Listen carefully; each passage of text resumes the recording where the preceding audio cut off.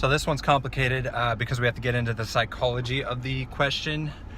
You haven't been as sore lately in boot camp.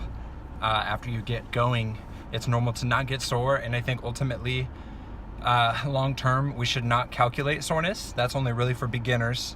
But then there's the second side of the question where, in all reality, we are pretty much beginners. Myself, in some aspects, I would consider myself a beginner compared to an Olympic athlete or someone who is able to do that kind of stuff every day.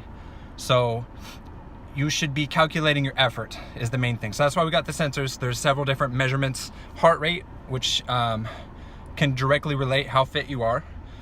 Calories burnt, that helps. And then there's these effort points, essentially. It's a irrelevant number, but it's consistent every single time. So you can see yesterday's workout, and pretty much I'm always hitting 100 maybe. So tomorrow I want to do 102. So it's all relative. You want to calculate that. So soreness should not be calculated. That's the true answer. The second answer is, I think you should be getting sore because, if I consider myself a beginner, I think anyone that's less advanced than I am is also a beginner just by association of what I just said. So I think you should be getting sore. So in order to do that is we need to push harder. We need to go heavier weight.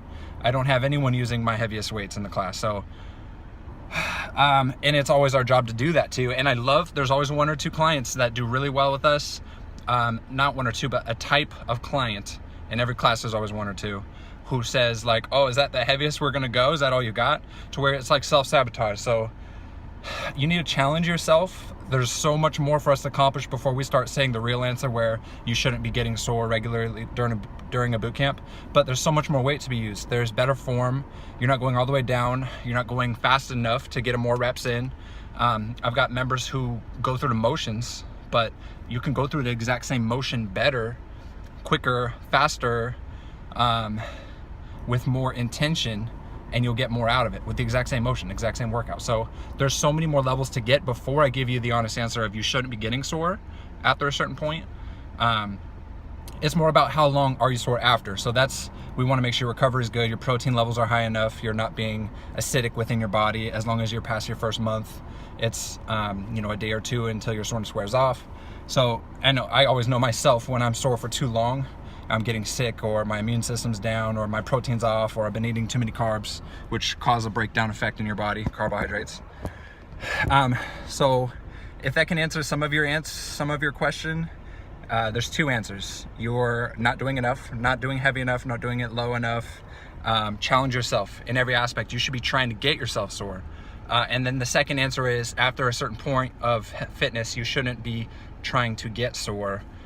It's more about exerting yourself and the effort you exude, and you shouldn't be sore for more than 12 hours to a day, depending on how intense the workout is.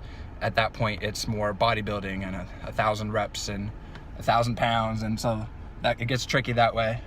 But ultimately, it just depends on your goals and your fitness level, and I know both of which are in a place where you still should be getting sore. It's a long answer, but that's what I got for you.